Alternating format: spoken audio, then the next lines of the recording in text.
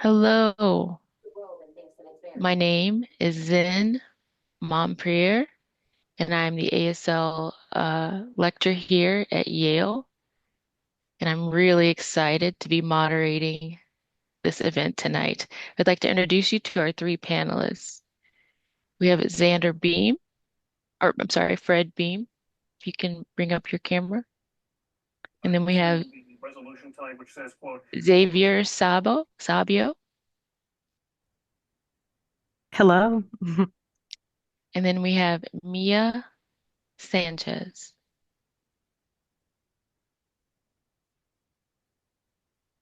Great. Beautiful. Three beautiful people. So we're going to go ahead and move on. Oh, wait, first, if you want to go ahead and introduce yourselves, your background, give us a little bit of information, and then we can proceed. How about that? All right. Who wants to go first? I'll take volunteers. I can go first. Fine. Since my last name starts with a B, maybe alphabetically, I'll go ahead. My name is Fred Beam, and I'll keep it brief. I mean, I do have a long list of things that I am a part of, but first, the main work that I do is at NTID, working with Sunshine 2.0. I work as an outreach coordinator for the theater group as we travel to different schools and just encouraging the arts within the classroom and also encouraging the community and the history to be involved as far as arts, Black Deaf history, BIPOC group. There's lots of information that encompasses the work that we do. We're performers. We set up theater camps. We do a lot of reading with the program. It's really community based and a lot of advocacy goes into it. I'm also a performer, a dancer, an actor, a manager. I also do DASL work within the community. And so, really, you can call me a Renaissance man.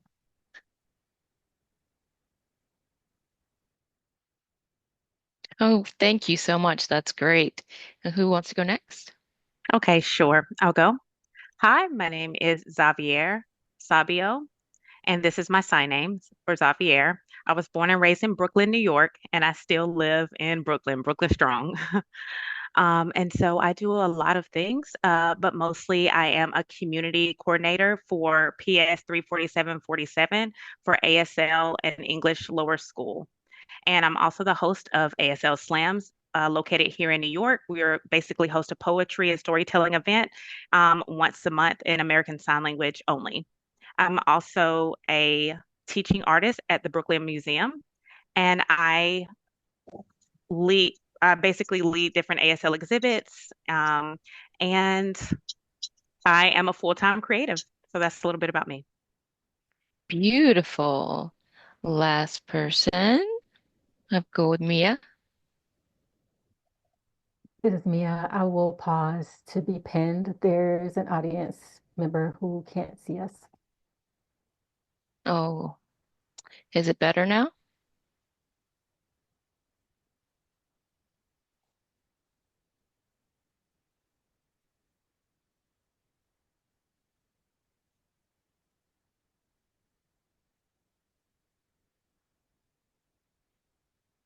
Okay. Can you all see us better? Yes. Great.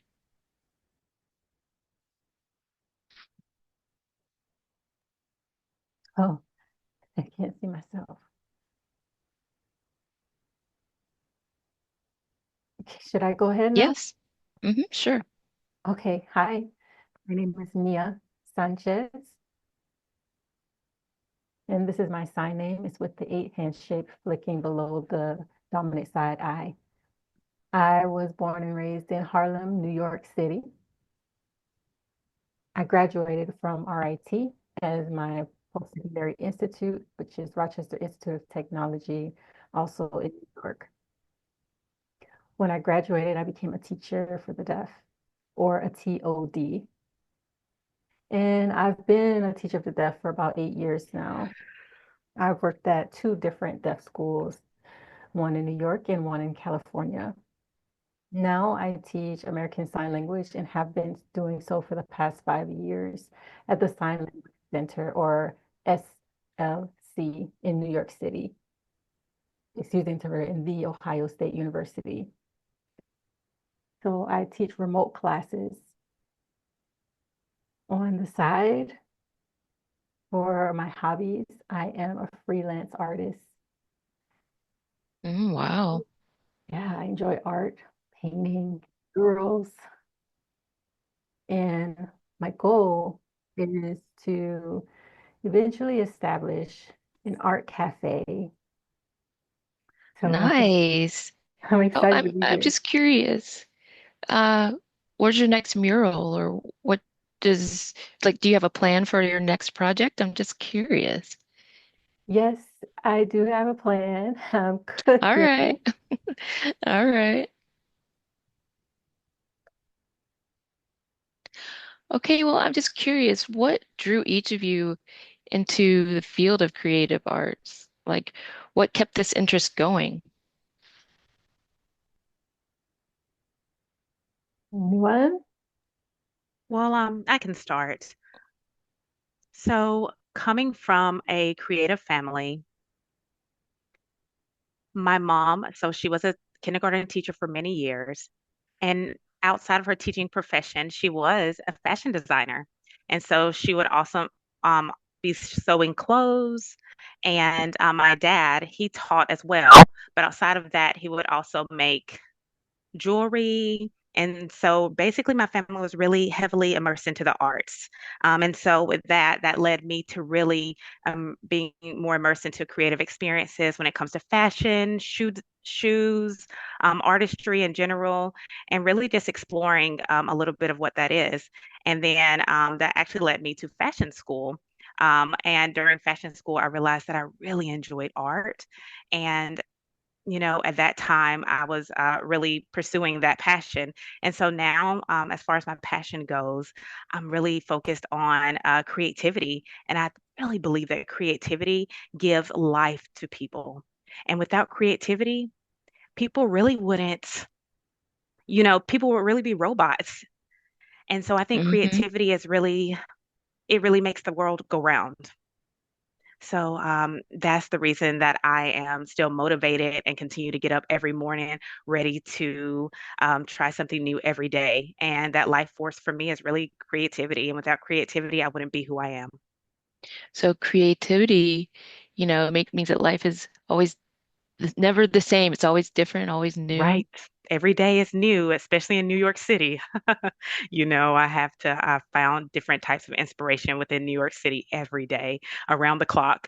And so that really keeps me up and keeps me motivated and going.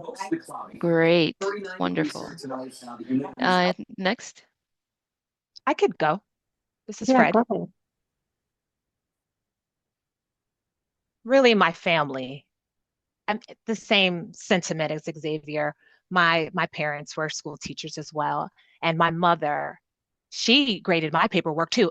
Yeah, she graded my homework when I came in. I'm thinking I can get off easily, but coming back and forth from school, just having the work, and then once I started in art class, even spelling my name like as a kid, like learning cursive, my mother would take my work and correct it. And really, that started my development for loving the world of art. And also, I had a wonderful teacher. If you would ask me what connection I had to teaching, I would say not, even from the perspective that I had. They would say, "Oh, what type of teaching can you do?" But visually, just grasping that information and using it to make a way has really just inspired me, and especially seeing that the hearing people around me, having family members, just being strongly rooted in the movement and just the belief, and having blue collar workers in your family, accountants, and knowing that you can be on the same level as them, even if you are an artist.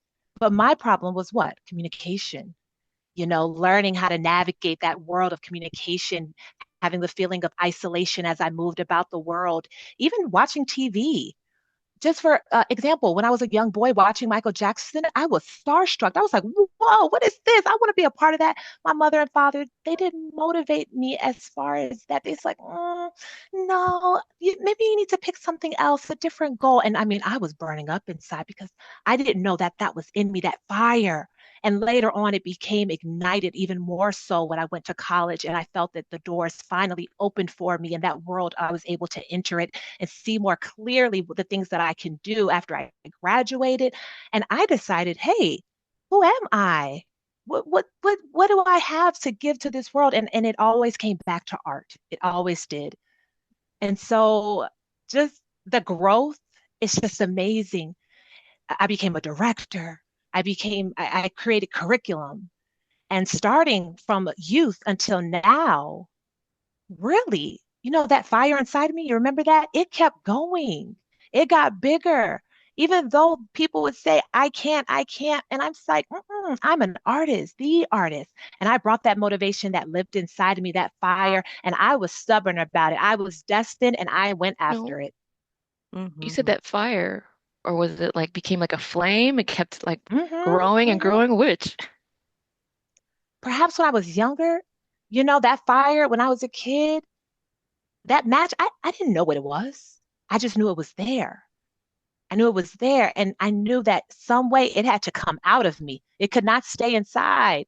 And now, being older, being wiser, I look at myself and what I've been through, and I try to say, okay, all the things, let's think about the theory of it, the artistry in it. But it's been inside me. It's just I had to do something with it. And just the philosophy of making it happen. Right now, my work is more influencing others, setting up something for the community to ignite the fires within themselves. I had it. And as a child, I had it inside of me. And now I have the ability to spread it to the community so that they can ignite and Beautiful. people can see the fire within themselves. It's a thrilling experience that I've had doing Wow, so. that's beautiful. Oh, yeah. This is Maya. So I think first, art is in our DNA, whether it's inherited through family or culturally, it's in our blood. As for my family, we moved to America from the Caribbean islands. And so we developed that need to thrive through music, art, dance, writing, poetry,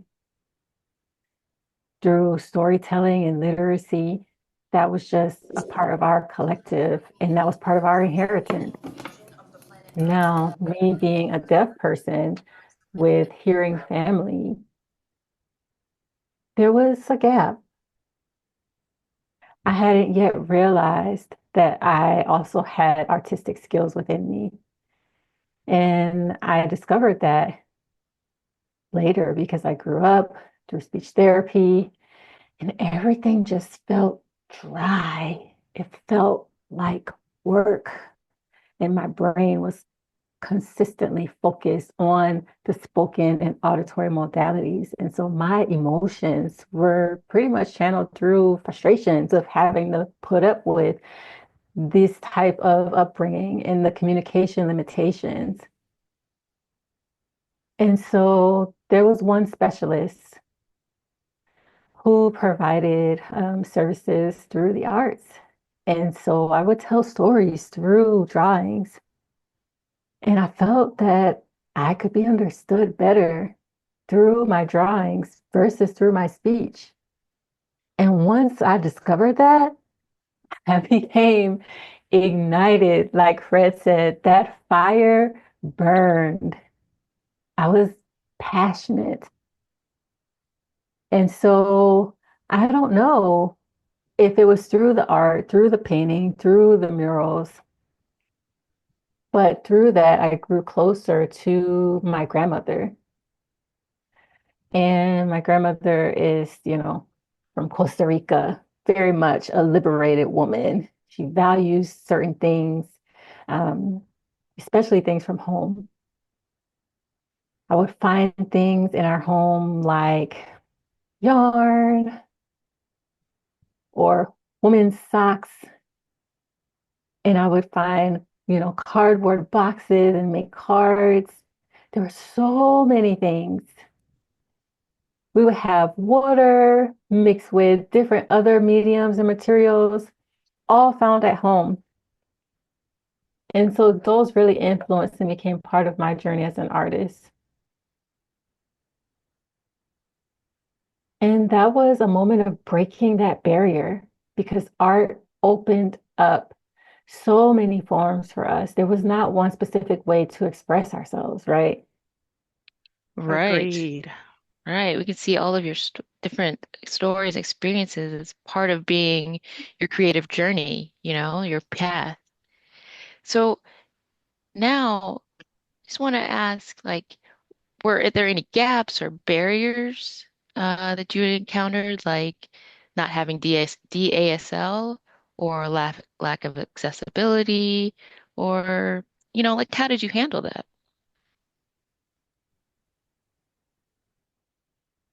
I can go. This is Fred. Hmm. Now, I grew up in the 60s era, and there's a such thing as Black deaf art. And it wasn't. It was not. So there were no role models around. Maybe there were some unheard of, but there were none any visible to us. So growing up, we see all these hearing role models and we see the artists, the performers, and we look around and we see where's our identity? Where's us? Where's the mirror? And my mother and father, they believed that, deaf can't. And that was a barrier. So we had to change the trajectory of that. And I remember growing up and trying to figure out where's the investment, where does that play into schools, where is that located? There's no activities, there's no artistry being shown. There's sports, there's activity, but I couldn't participate because of the communication barrier. So what did I do? I focused on my drawing, everyone around me engaging with one another, talking, creating community. And I was just left to my work because of the communication barrier. But as I grew up, I said, I don't have any kind of people where are the people training the Black deaf artists? Where's the community? Where's the group? And I didn't find any until college. And there was one teacher that came into the gym. And I mean, I was playing basketball, and there was a dance teacher that came in. And they said, look at how you move with that basketball. They took the basketball and they said, you should come to dance class. Just make a long story short, just come to dance class. And I'm like, well, what? What? No, no, no, no. I'm basketball. Like, you want me to be like a ballerina? So what am I going to go like a ballerina, then dunk? Like, what? How does that even look? I'm not going to be proficient in that. And they said, hey, we have the training for it. There's a developmental curriculum to get you where you can be proficient and excellent. And as I gotten into that space, I wanted more and more and trying to involve more people into different communities. You have to remember that there's a group that needs to be included as well, but there are barriers. Now, I know that there was another deaf person. I mean, you all know Wawa, right? He's a performer, and him and we were in this class together, and we were in the dance class, and there were a lot of hearing people, and there were two deaf students, and we were looking around like, how are we going to navigate through this? And we set up our own because we had to pull people in because they had a system set up. And once that system was spread up, it spread out. And then you created influence. And then you had people to look up to you and say, I can do that. That's there.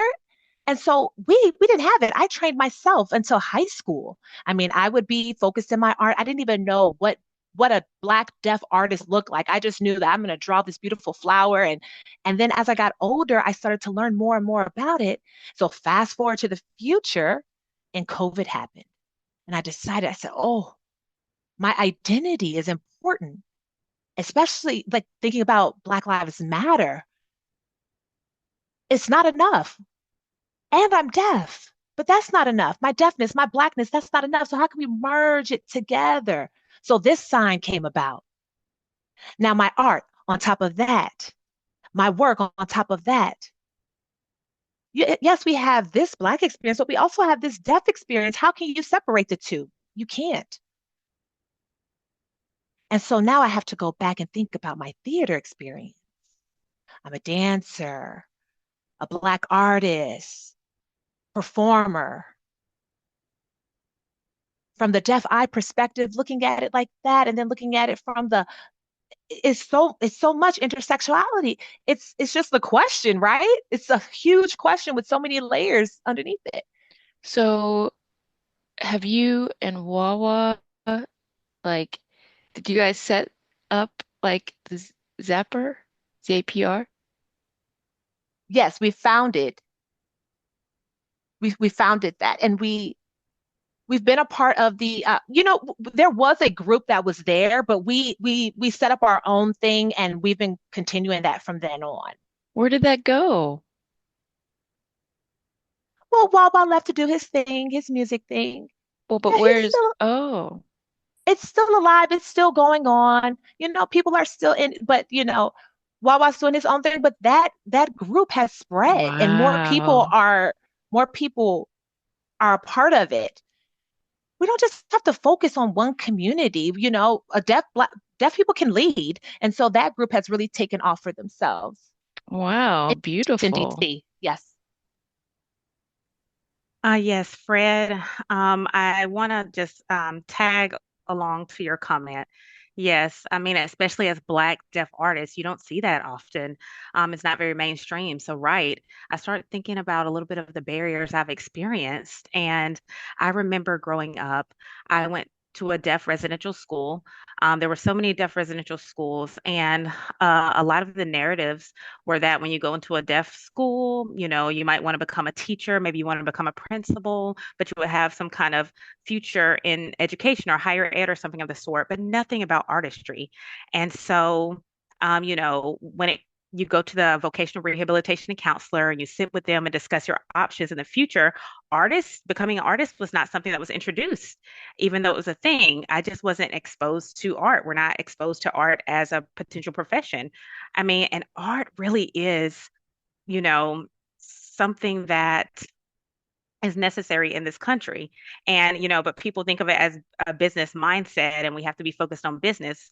But when it comes to artistry, really, I remember when I got older, um,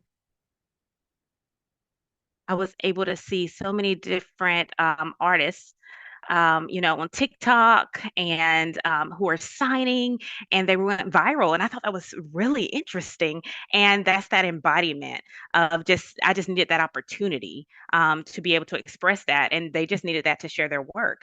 And so, I think about, maybe having a chip on our shoulder because we're not able to find an opportunity to showcase our work. And so, I think that when it comes to everything that's happening today, we just have to get out there. The only challenge is actually, obviously, access. That's the main thing is access.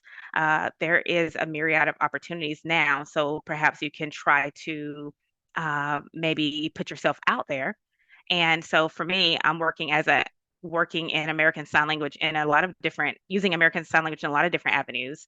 And so the biggest challenge that I'll experience is someone may ask me or try to recruit me or ask me to be involved in some kind of film, and just as an actor, not specifically when it comes to American Sign Language. And so I may be on set and then someone comes up to me with a paper, and this is the next day, of course. They're like, hey, do you mind signing what's on this paper? And it's just like, okay. So I have the opportunity to really, with that last minute request, to really be able to sign what is there on the paper, but there's no DASL. And I'm just like, I asked them for an interpreter and they have no idea on how to get a sign language interpreter to support me. And so, we're able to work that out. But I'm looking back on those experiences now and I'm just thinking about how they should have those resources ready. Especially, as an artist, how are we going to share our work? And how we share our work is through our lens. And so we need to make sure that everything is on point. And so accessibility is a major barrier. Having a sign language interpreter ready for that access, as well as a variety of other needs. So again, we just need to do a better job than just 15 or 20 years ago in comparison to now. So just thinking about what we need to do to have everything even better 15 to 20 years ago. I mean, 15 to 20 years forward in the future. So again, just thinking about that path and just that path forward and what we can do to inspire other deaf and Black deaf artists, really globally. And so again, you don't have to be just a doctor. You don't have to just become a teacher. You can become an artist, and that's perfectly fine. So again, just thinking about changing that narrative. And I'm not saying that you shouldn't become a teacher if you want to become a teacher. Absolutely. Pursue your dreams if you want to be a doctor or a teacher, but understand also that art is also just as important and critical as other professions. It's not just a job. It can be your life, just like Maya shared. And so that's just my thoughts on the matter.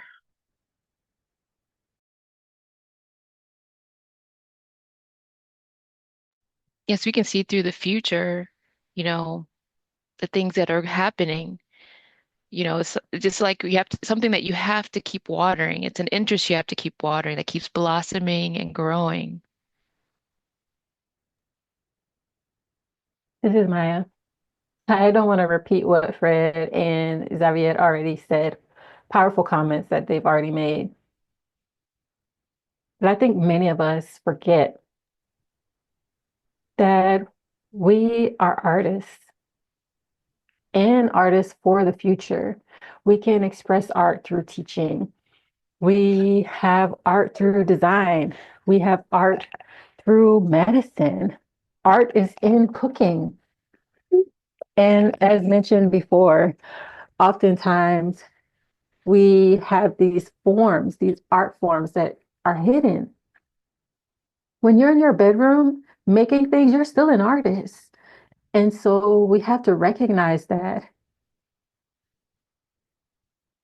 art is therapeutic.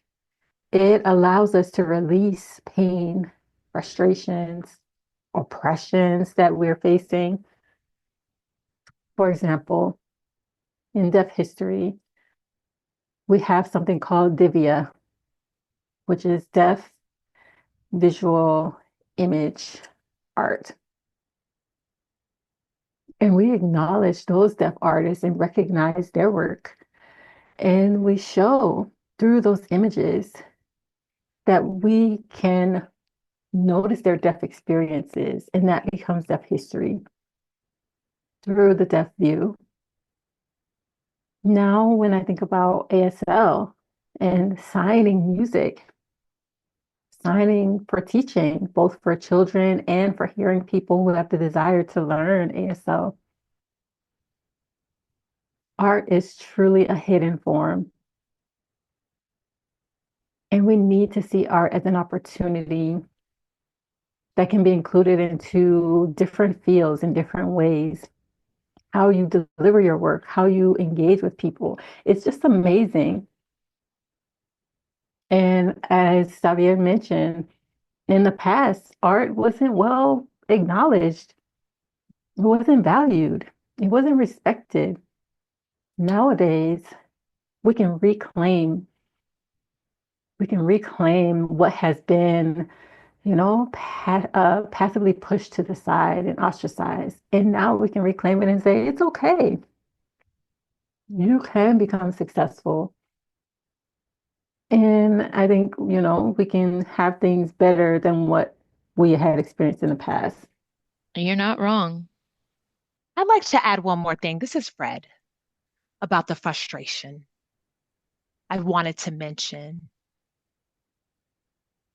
In the past we have managed, but now managing now for the future, it's like, wait a minute.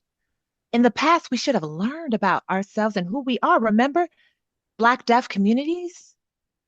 Or, trying to find ourselves and the identities. That's the struggle. That's the fight that we've done. And we still don't know who we are, but we're finding something to do about it. And we're not there completely. There's still the struggle is still there. So finding something that fits us, that's like, yes, we can do that. We can accomplish that. That struggle, we have to get together and discuss about it, discuss what's happening in the community, get involved.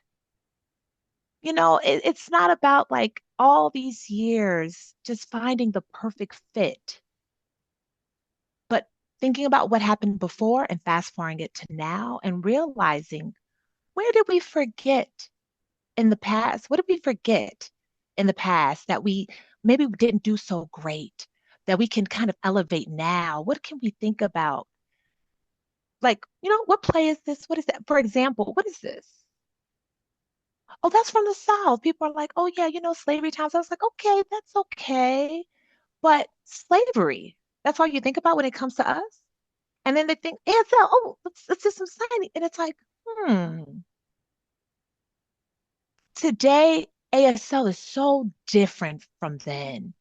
But, there were older sides back then that we don't use anymore, that we've changed to fit our culture, that we're doing differently. And so it'll help us. It'll help us to set up, sort of the what fits us for today, where we need to be.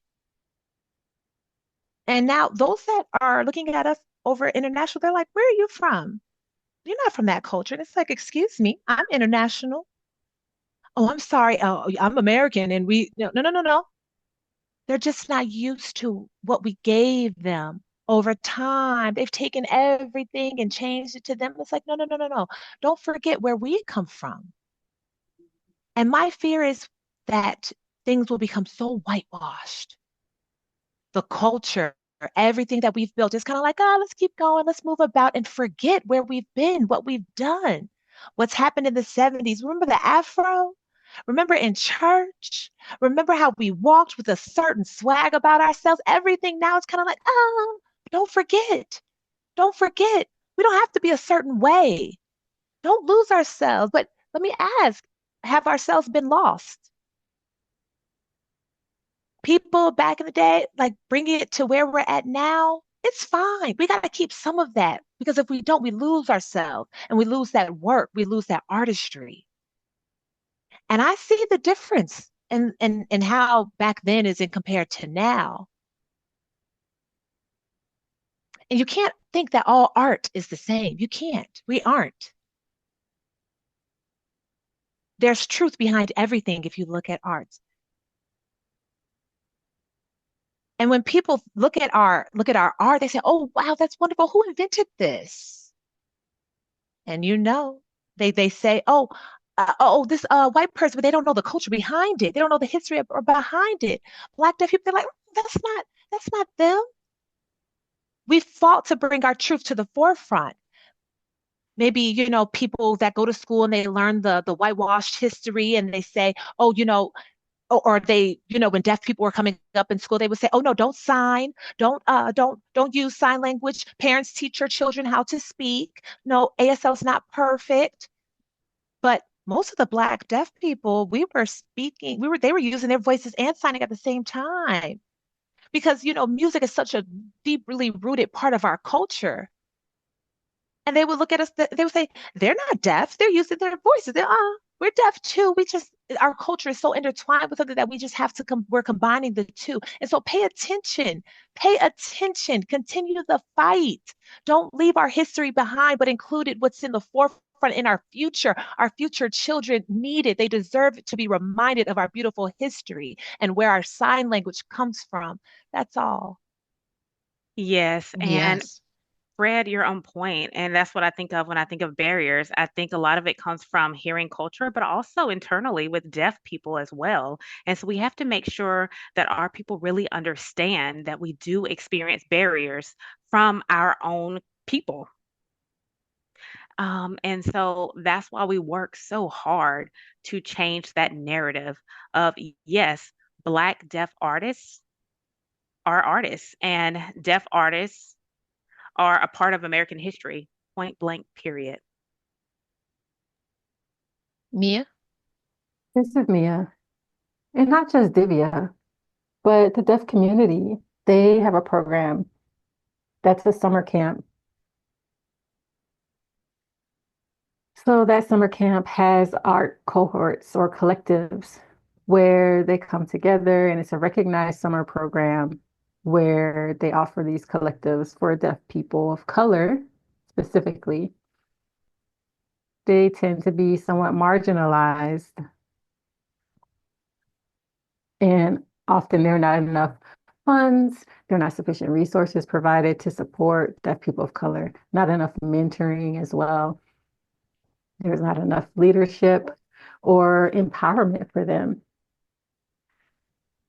Some of us have found ways to partner with hearing collectives or partner with deaf people who have privilege so that we can break through and then we can make sure that we become responsible to go back to where we came from and give back to deaf people of color, specifically deaf youth of color. Because many of us made it and we kept going. We didn't go back. We just neglected them. But we have to do this together. So when we make it, we have to be that reminder of, hey, don't forget to go back. While we're driving, we have to remind ourselves to go back, to invest in something, to invest in someone. We know about our oppressions and our struggles, and it's an opportunity to help someone else break through theirs so that in 20 years we'll be better if we remember our responsibilities. Amen. That's great. That's great. Um, so were there, if we think about right now with the current political climate, that thinking of in the space of being a creative, what struggles have been happening? Um, what challenges do you anticipate in the future, and what gives you hope for overcoming it? Of course, as I said, and I grew up in the 60s as a child, and I've seen my parents fight. And that is in me. It's been a part of me since I was younger. And I understand universally feeling ooh, the frustration that everyone is feeling. It's like I'm feeling this way. How can we? It's like everyone is, at each other's throats, and it's like, what's happening over there? Oh my goodness, how is that impacting me? And it's kind of, whew, for me, I want to remind the people, the world whoo, is full of many attacks. I mean, the list is long. Attacks. And that has been going on since day one. Slavery, attacked. The next, a situation, education, being attacked. What's next? That's attacked. Economically, attacked. Families, attacked. Jobs, attacked. The list is long. Buildings, I mean, companies under attack. No one is dismissed from being attacked. Everyone, everyone will get their turn. And as far as, even Black deaf people being told that that's not ASL you're signing. But you know what? Keep it moving. Keep it moving. Keep going. Up until today, there's still things that are happening. It's like, oh, we're almost there. We're almost succeeding. Attacked. Do you stop? No, no. You keep moving. Moving. There was a famous poet that just said, don't you fly. If you can't fly, walk. If you can't walk, crawl. If you can't crawl, keep moving. Life will continue to go on. That perspective that they gave us, don't get confused by it. It's easy. Keep moving. Yes, you will be attacked someday. And if you fall down, get up. You'll get to that place. But it's important that the people that are within the community, they encourage each other, not one person stand alone. Like my mother said, uh-uh. You want to point at somebody? Turn that into a fist. It's hard to break a fist. And that's what I look at with everything happening on in the world, those two things, reminding myself that we can beat whatever comes at us. You know, that just keep that wise message in your head to keep moving. Just keep moving. Oh, yes. Mia. Yeah, there's an African proverb that says, if you want to go fast, go alone. But if you want to go far, go together. We need Excellent. community. We need people who support one another. It doesn't matter if we have differences. We need to be in a collective. Everybody's trying to be on their own, and that's the problem with society today. Political division. They have brainwashed us. No, we are powerful people together, not when we're divided. And that's a huge frustration of mine. Seeing it in the news, hearing it through conversations. There's so much division. For example, in the field of teaching, did you know that there are not many deaf teachers who are certified? There are not many who are able to continue within their jobs and they are let go from their roles because they struggle to pass the certification through their states. And the reason behind that is that government groups are designing tests for teachers of the deaf, and they have yet to teach in one deaf classroom or to meet one deaf person for themselves. So we are fighting a political system to become teachers that actually can inspire deaf youth. And so that's the problem to begin with. When you want to become a certified teacher of the deaf, who is deaf, or certified teacher of ASL, now add being a person of color. I am deaf. I am a person of color. And I feel like I have to persist, regardless of my struggles and my doubt. I have to support the community. I have to be that person encouraging them so that we can have more deaf teachers in the future. So that's just one example of collectivity. We are stronger together than if we're fighting alone. Yes, and I think that art isn't going anywhere. It is so powerful and it has the power to change our communities, for many, many years to come. And I think even a political change, even politics. And yes, despite who the president is, art is still here. Art is still here. It doesn't matter what's Mhm. happening. It can be a different president tomorrow. I'm still here and I'm still going to do the same thing as I did yesterday. Amen. Hmm. And I'll be right there joining you. We are in this together. Yes, we here. Holla. Oh, yes. Well, how have you broken through, these scenarios? What has helped you have a breakthrough? Yeah, that's the only way. I'd like to comment. Uh, me, I'd like to reference Mia's comment. For when you think about it, in the classroom for teachers, you have drawing and theater or dancing, whatever, just broadly speaking. Do teachers expose people of color to the kids enough? We think Mm. about that question. We're looking Enough. at different role models and like, oh, nice, that's a Hmm. nice artist, but they don't look like me. Or you're in theater, oh, look at these wonderful actors and actresses. And it's like white, white, white, white, white, white. And you might have one or two, but the majority don't look like you. And think about our history books. It's the same thing. Where's the diversity in art? We need to change the curriculum. That's the starting point. People of color need to be in the curriculum as well, not just or just like the style in different jobs, or like the creatives, the artists, the performers. Even it can be through music. We have some deaf hip hop artists, and the Yep. kids can learn from them. They say, "Oh, wow, we can give them an opportunity to be creative, to be musicians."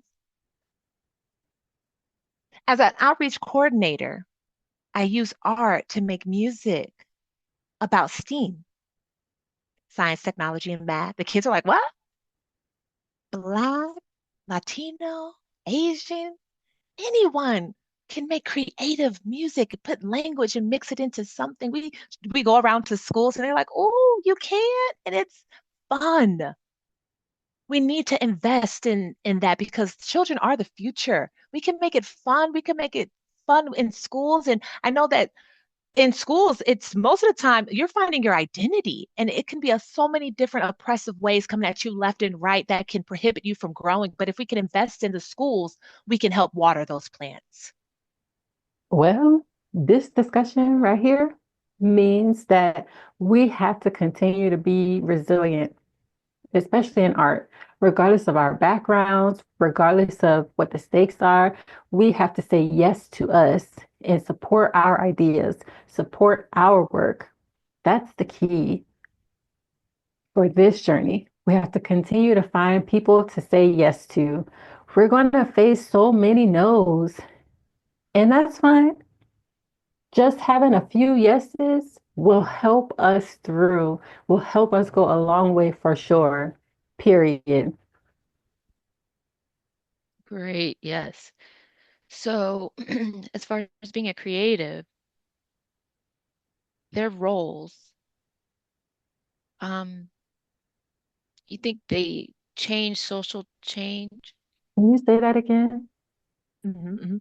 So you have a group of creatives, their role, you know, we can think of social change, their role in creating social change.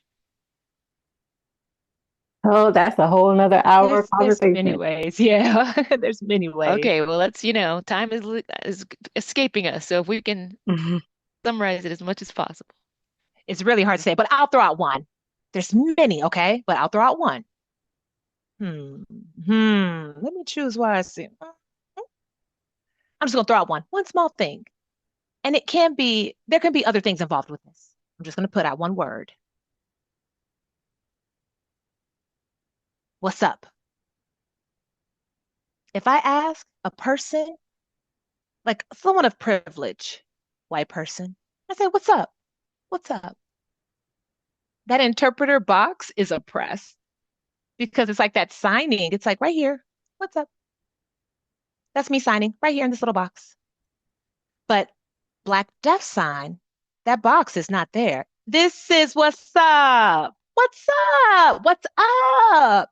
I'm out of the box. People always say, "Ooh, tone it down. You're too big. It's big." I'm like, okay. But one small example that has to go. Open your mind. Embrace the differences of other people. And I'm just talking ASL one. I have a feeling that English, hearing people, they're like, oh, why? You're not getting my vibe. We got to match vibes here, okay? I know you're in ASL one, but come on now. Use those facial expressions. You don't want to be, they're like, oh, no, you don't want too much. I'm like, that has to go. It's like a list that you have to apply. There's differences, and these things are happening. That that's a popular one. That what's up? There's different examples. It's all okay. Feel confident. It's a small example, but it's so big. We have to change how people think, especially when it applies to the future. What's up, man? What's That's what's up. happening? What's That's happening? what's up. You got it. I love that. And so, for example, with ASL slams, historically, it's usually American Sign Language in a poetry format, some kind of ABC story, alphabet story, or number story, which is great. And I'm a fan of that, absolutely. But usually, you don't see it with our culture infused into ASL slams. Since I've become the host, one of my first tasks as being the host of ASL Slams is to bring Black ASL to the stage.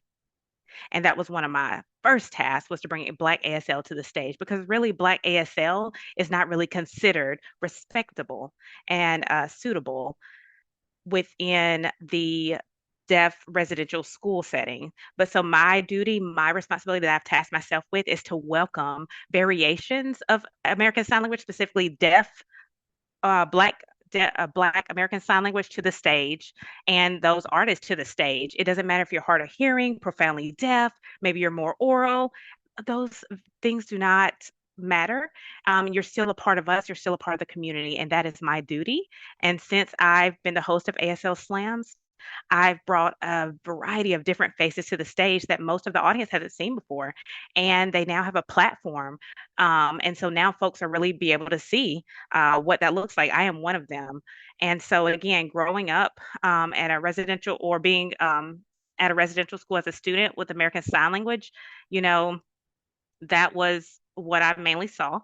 But again, that type of language variation is still equivalent. So being able to acknowledge and recognize that. And so that's one of the reasons I decided to become the host of ASL Slams and accepted that offer. It was to really bring a new perspective to the platform and to the stage of ASL Slams. Yes. I want to say something in connection with that. I remember at Gallaudet, there was a study group. Uh, Yeah, that oh, was my teacher too, I think. Yeah, I believe. Yeah, former teacher. my favorite, just my favorite. Do you guys know ball? I was like, what? B BSL, BSL. What is that? And they were like, Black ASL. And they're like, you have that? Yeah. And they showed us and videos, and our jaws were just on the floor. Like, what? What? What is BASL? You know? And it just really opened us, Yeah. our minds, and exposed us to something new. Mia, please. Sorry. Yes. I just wanted to mention that our discussion, the four of us, is showing the power of storytelling. And we had to take advantage of technology, take advantage of videography, filming to document our Black ASL, our Black culture. And that's powerful stories to tell. And that's advantageous for businesses too. When you're selling things and you're providing a service, you're telling a story. And so we are encouraging everyone who has a story to tell to be empowered, to be bigger, to be stronger, to be more colorful. Yes. Also to jump in this topic, one example of like change that I'm really excited. I'm learning about it's like, oh, this is cool. Let's learn about this. Oh, this is cool. Yes. That's the thing. People bringing those stories, bringing them to the classroom or even to the community, spread Yes. that awareness to people so that they know Mm-hmm. some of our own people. It doesn't matter. The differences, the different races that they thought, hey, I can't, but wait a minute. You have your own within you. And if they see that and we tell them the stories, we're like, go out there and get it. We have to do that more. We have to. Yes, You're right. Like, Yes. Yes. like Xavier said, get on stage. That's power. Like Mia said, explaining about the come on, yes, the storytelling, yes, storytelling. different ways. Yes. Look at having that audience and people can see. It's one eye-opening is that they think that, oh, all Black people grew up with Black families. Yep. There's some, like, what about the Black people that were raised by white families? What do they do? Mm-hmm. Do we marginalize them? Mm-hmm. We respect them. Then it's just different.